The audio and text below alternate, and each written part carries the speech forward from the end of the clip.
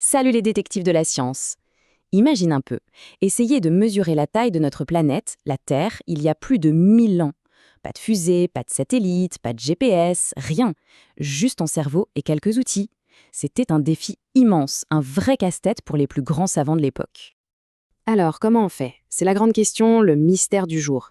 Pendant des milliers d'années, personne ne savait vraiment répondre. Calculer la taille de notre monde, ça semblait tout simplement impossible. Les plus grands génies de l'Antiquité ont essayé, bien sûr. Ils ont fait des estimations, mais ce n'était jamais super précis.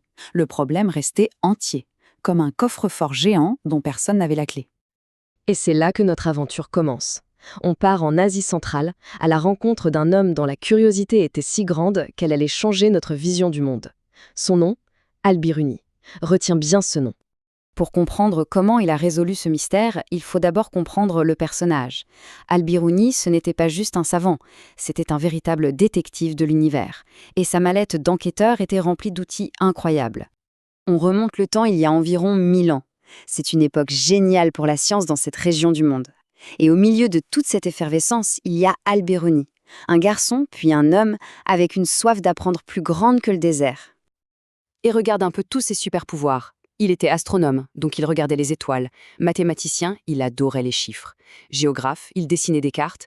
Il connaissait l'histoire, la médecine, et parlait même plusieurs langues. Pour lui, tout était connecté comme les pièces d'un immense puzzle. C'est aussi simple que ça. Sa curiosité n'avait aucune limite. Il se posait des questions sur tout le temps. C'est ça qui a fait de lui le détective parfait pour résoudre le grand mystère de la taille de la Terre. Et c'est là que ça devient génial. Al-Biruni a eu une idée de génie. Il a compris qu'il n'avait pas besoin de faire le tour du monde pour le mesurer, non. Il lui suffisait de grimper sur une montagne. Sa mission était super ambitieuse. Il ne voulait pas juste un chiffre au hasard. Il voulait la mesure la plus précise possible. Il voulait prouver qu'avec un peu d'astuce, on pouvait mesurer un truc immense depuis un tout petit endroit. Alors voilà son plan, simple et brillant. D'abord, tu grimpes sur une montagne dont tu connais la hauteur. Ensuite, depuis le sommet, tu regardes l'horizon. Tu verras qu'il semble s'abaisser un tout petit peu. C'est la courbure de la Terre. Tu mesures ce tout petit angle. Et enfin, place à la magie des maths. Ouh là là, la trigonométrie, ça a l'air compliqué. Mais en fait, c'est juste des maths avec des triangles. Al-Biruni a imaginé un triangle géant et invisible. Un coin était le sommet de la montagne, un autre était le centre de la Terre, et le dernier était un point sur l'horizon. En connaissant juste un angle et une hauteur, il pouvait calculer toutes les autres distances, comme le rayon de la Terre. Malin, non? Et le résultat de ces calculs? Accroche-toi bien. Il a trouvé la taille de la Terre avec une précision de 99,7%. C'est quasi parfait. 1000 ans avant les satellites, avec des outils super simples, il a réussi cet exploit incroyable. C'est ça, le coup de génie. Pas besoin de voyager pendant des années, juste une bonne observation, une montagne et un cerveau qui fonctionne à plein régime. C'est la preuve que parfois, pour voir très loin, il suffit de prendre un peu de hauteur. Mais attention, l'enquête d'Al-Biruni ne s'est pas arrêtée là. Après avoir mesuré le monde physique, il a décidé de s'attaquer à un autre mystère, celui des êtres humains et de leurs différentes cultures. Notre détective a donc fait ses valises. Il a passé de nombreuses années en Inde. Et là-bas, il a commencé une toute nouvelle enquête, non pas avec des chiffres, mais avec des gens. Et sa méthode était révolutionnaire. Au lieu d'arriver en disant « moi, je sais tout », il a fait le contraire. Il a appris la langue locale, le sanskrit. Il a lu leurs livres, écouté leurs histoires, observé leurs fêtes.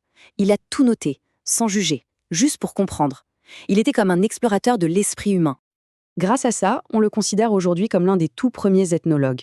C'est un mot un peu compliqué pour dire spécialiste des cultures. Il a inventé une nouvelle façon d'étudier les gens, avec respect et curiosité. Et ce n'est pas fini. Ce cerveau ne s'arrêtait jamais. Il a même osé penser que, peut-être, la Terre tournait autour du Soleil et non l'inverse. Une idée de fou pour l'époque que d'autres savants, bien plus tard, comme Copernic, allaient prouver. Alors à quoi ça nous sert aujourd'hui, tout ce qu'a fait Al-Biruni? Eh bien, son héritage est partout autour de nous, même si on ne le voit pas. Regarde un peu. Parce qu'il a mesuré la Terre, on a pu créer des cartes du monde super précises.